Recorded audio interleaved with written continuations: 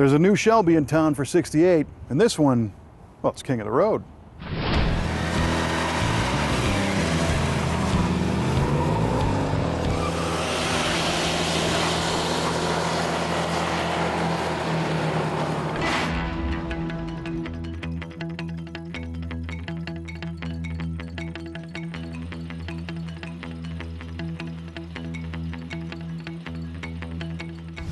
A lot happened to Shelby Mustangs in 1968, with perhaps the biggest change being Ford moving production in-house to Michigan from Southern California and taking the reins away from Shelby American.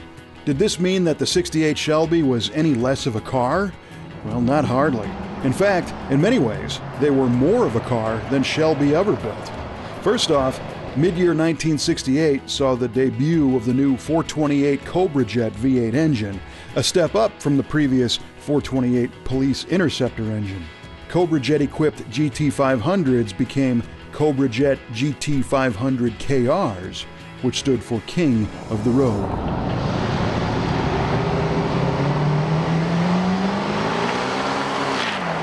Shelby advertisements actually called this the Shelby Cobra GT500KR, and they stated that the performance upgrades were built in and not just tacked on.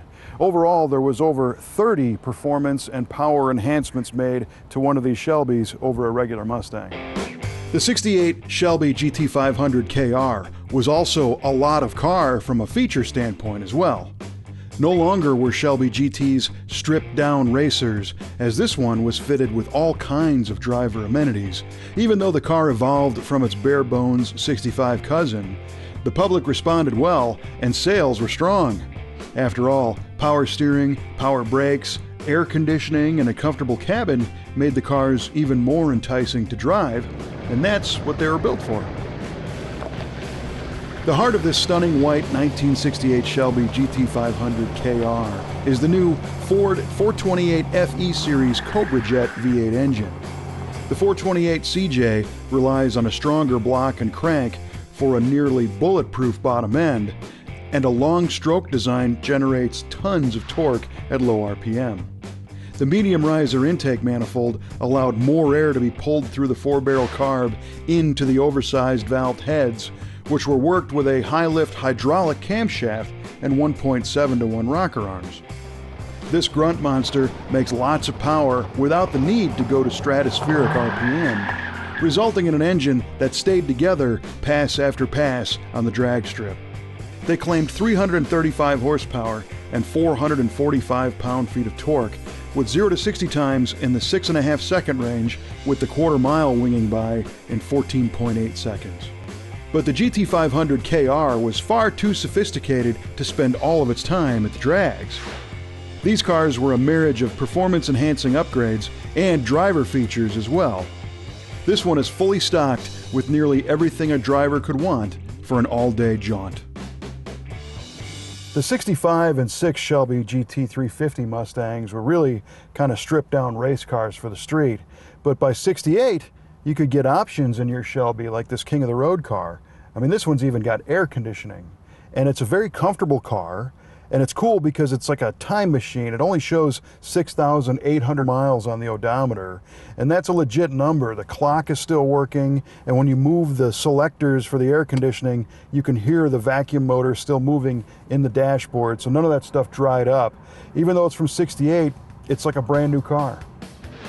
They called the KR the King of the Road, and for good reason. A C6 automatic transmission is easy to drive, and the 350-to-1 rear gear provides a good compromise of quickness and highway cruising.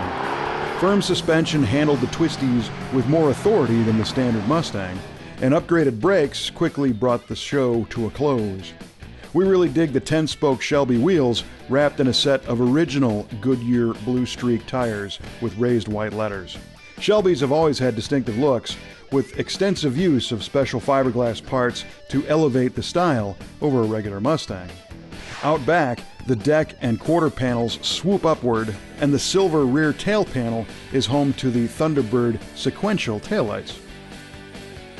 Quad exhaust tips peek out through the lower valance, and the EAT and vintage dash stickers suggest this car spent some time in Tanzania, but it was sold new in California.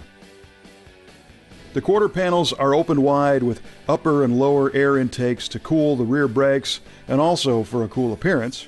And traditional blue Shelby stripes were revised a bit with a narrower font on the lettering to fit all the new digits within the fender stripe.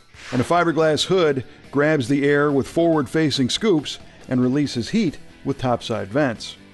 Headlights peer out from revised headlight buckets, and the expanded grille opening gulps air to feed and cool the 428 lurking behind. Cougar fog lights pierce the darkness during late-night runs. One of the big mysteries on this car is the odometer reading. It's hard to imagine that this outstanding road car, built nearly a half-century ago, has only 2 oil changes worth of miles on it. I think it would have only taken me a couple of days to rack up the 6,800 and change worth of miles on this car. But then again, I probably would have driven it into the ground and it wouldn't be here today for us to groove on. Certainly most KRs were driven a lot, but it's cool to see the amazing time capsules like this one in the Brothers collection to get a perspective on what these cars looked like when they were new. Thanks for watching this episode of Muscle Car of the Week. I'm going to do what this car was meant to do and take it for a little spin. Hopefully they invite me back next week to do it again. In the meantime, check the website for new episodes. See you next time.